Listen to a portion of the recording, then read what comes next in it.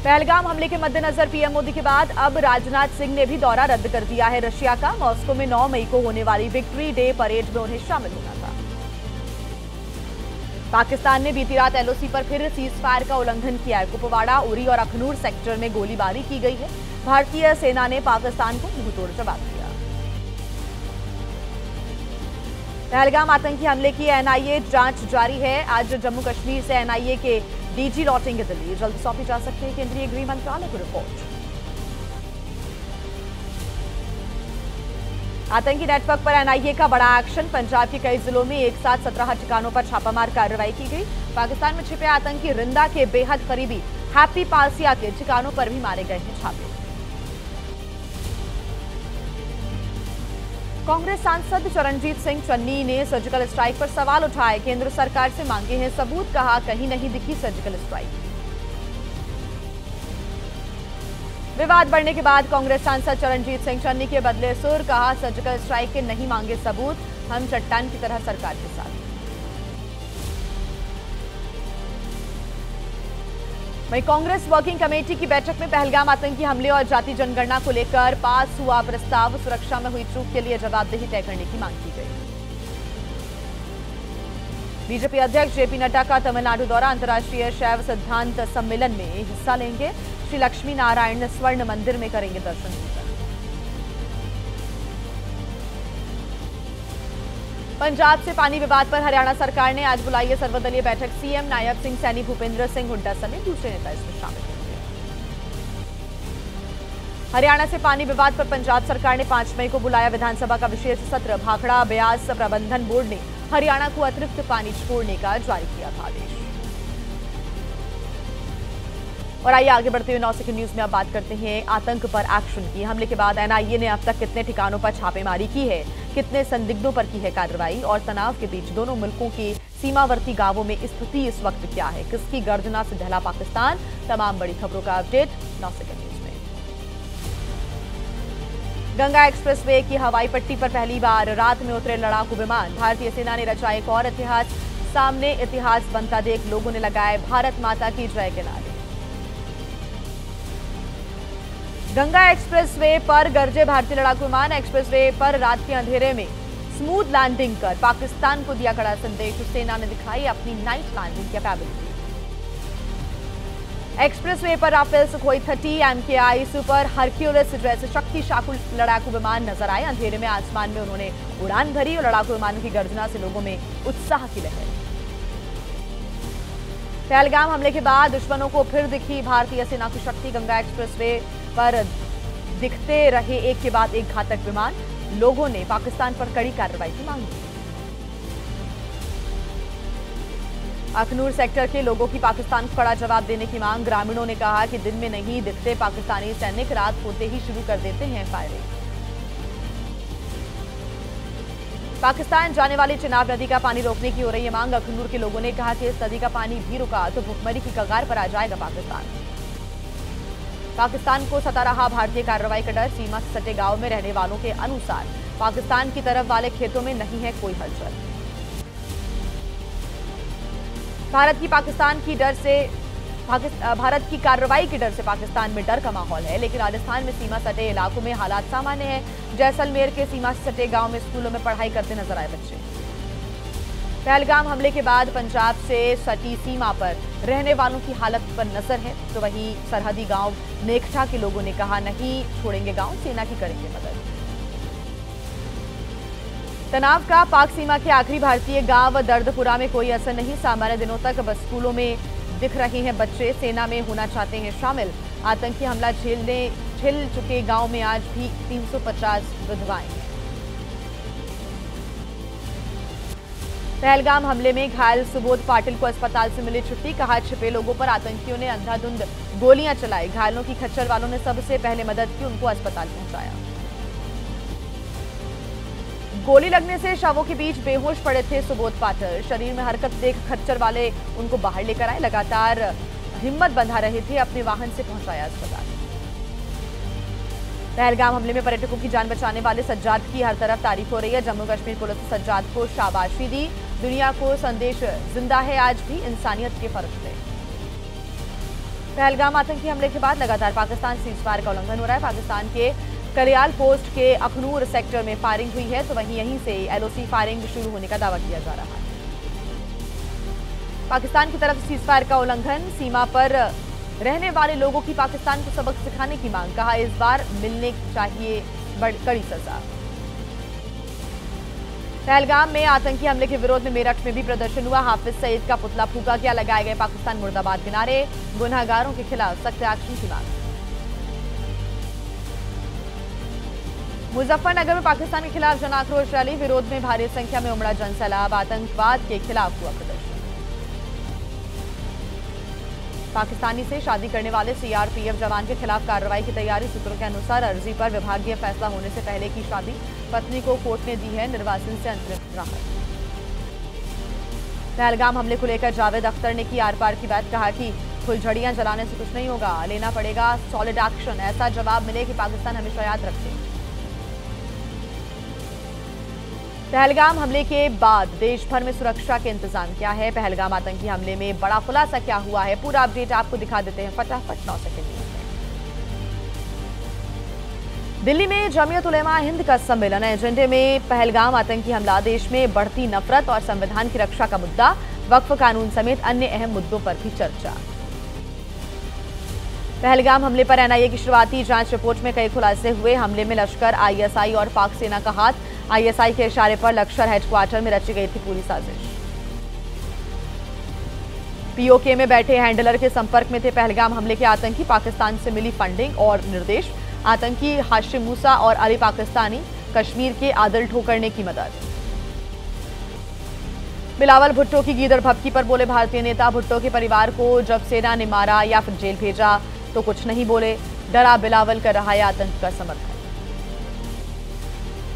जम्मू कश्मीर के पूर्व डीजीपी ने एसपी वैद्य ने बिलावल के दावों को खारिज किया, कहा कि सबको पता है कि शांतिप्रिय पाकिस्तान का मतलब क्या है, आतंकवाद के लिए पहले लेते थे डॉलर, अब भारत के खिलाफ इस्तेमाल कर रहे हैं।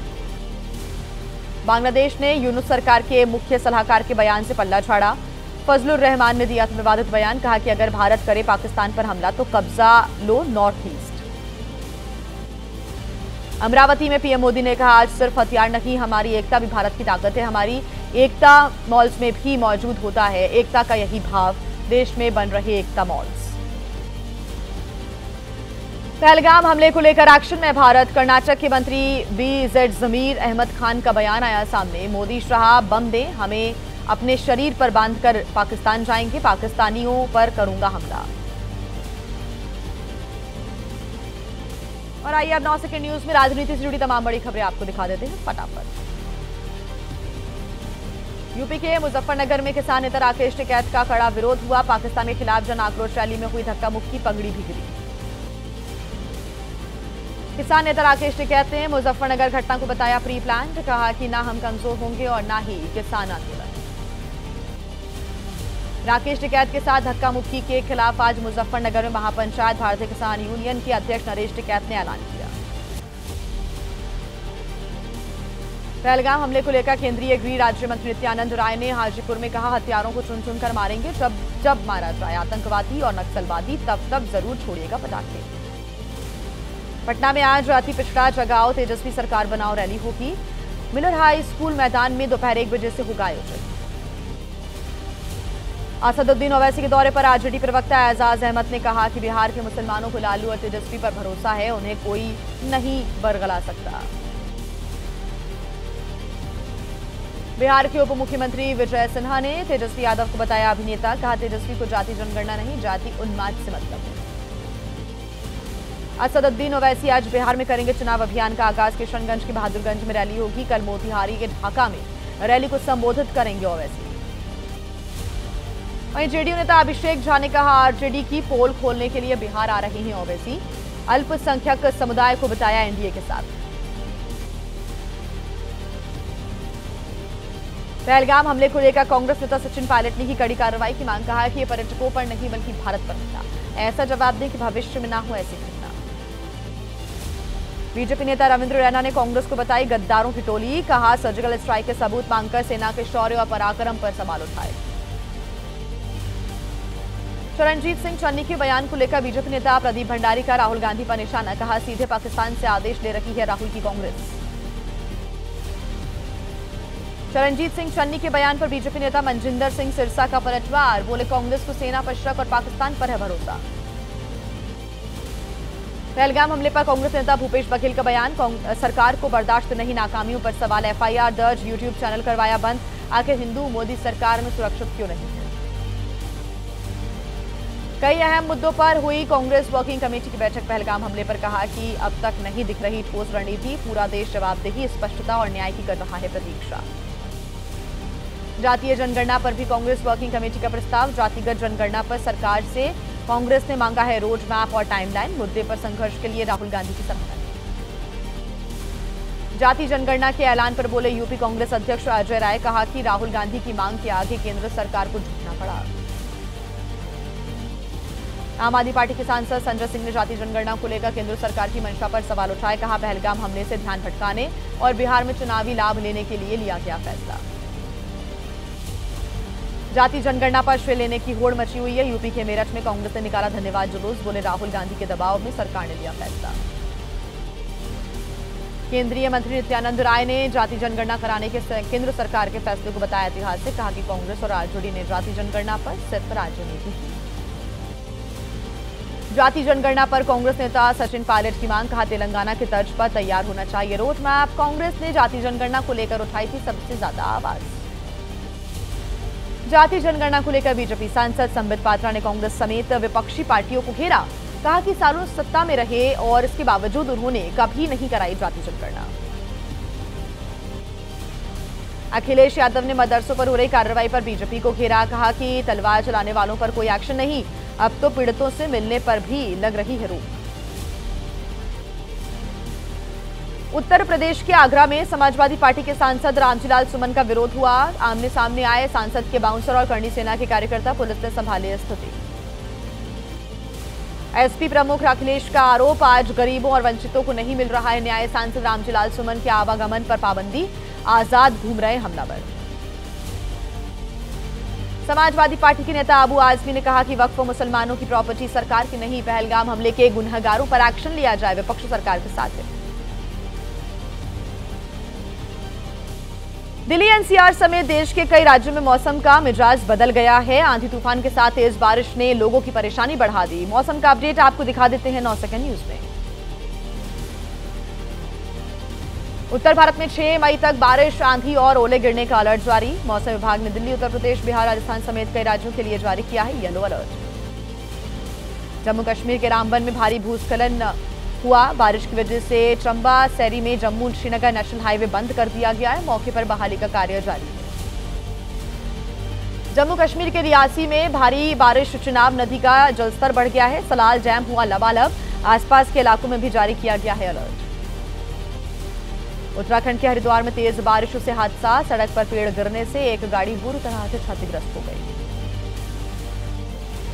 दिल्ली के बसंत कुंज इलाके के कावेरी अपार्टमेंट में पेड़ गिरने से कई गाड़ियां क्षतिग्रस्त हो गई, बारिश और आंधी की वजह से ये पेड़ गिरे थे। हिमाचल के कई हिस्सों में तेज हवाओं के साथ हुई बारिश, राजधानी शिमला में पेड़ उखड़ने से कई कारें हुई क्षतिग्रस्त। हरियाणा के चरखी दादरी में बारिश से हजारों क्विंटल अनाज भीगा, मंडी में खुले में रखा हुआ था ये अनाज। दिल्ली में बारिश से जलभराव पर आम आदमी पार्टी ने बीजेपी सरकार को घेरा, कहा पहली ही बारिश में दिल्ली की 4 इंजन वाली बीजेपी सरकार हो गई फेल। गाजियाबाद के सिद्धार्थ विहार में प्रतीक ग्रैंड सिटी के बेसमेंट में भर गया पानी, कई गाड़ियां डूब गई, प्रशासन ने पानी निकालने के लिए चलाया पंपिंग ऑपरेशन।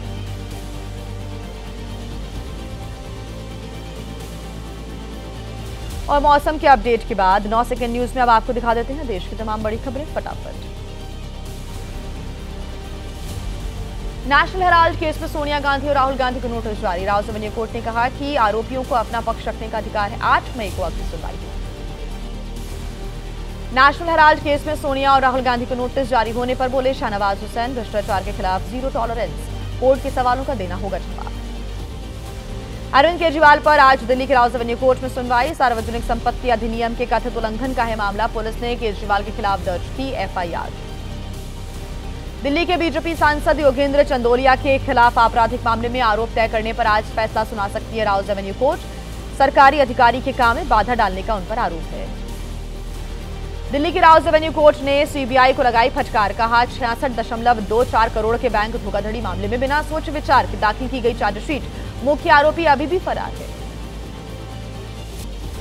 मुंबई की कपड़ा फैक्ट्री में आग लग गई। अंधेरी ईस्ट के औद्योगिक क्षेत्र में घटना बताई जा रही है। मकवाना रोड पर है कपड़ा फैक्ट्री, किसी के हताहत होने की जानकारी। निर्मल कपूर को श्रद्धांजलि देने के लिए लोगों का पहुंचना जारी। बोनी कपूर, अनिल कपूर, संजय कपूर ने बंधाया ढांढस। देर रात कोकिलाबेन अस्पताल से लाया गया उनका पार्थिव शरीर। उल्लू ऐप का विवादित शो हाउस अरेस्ट हुआ बंद। महाराष्ट्र साइबर सेल ने डेटा सुरक्षित रखने को कहा। शिकायत मिलने पर होगी कानूनी कार्रवाई। हाउस अरेस्ट शो के होस्ट एजाज खान और प्रोड्यूसर के खिलाफ मुंबई में केस हुआ दर्ज। बजरंग दल के कार्यकर्ता गौतम रावरिया की शिकायत पर यह कार्रवाई हुई। अश्लीलता फैलाने का आरोप। हाउस अरेस्ट की एक्टर गहना वशिष्ठ ने शो का बचाव किया। एबीपी न्यूज से कहा, शो में नहीं कोई अश्लीलता।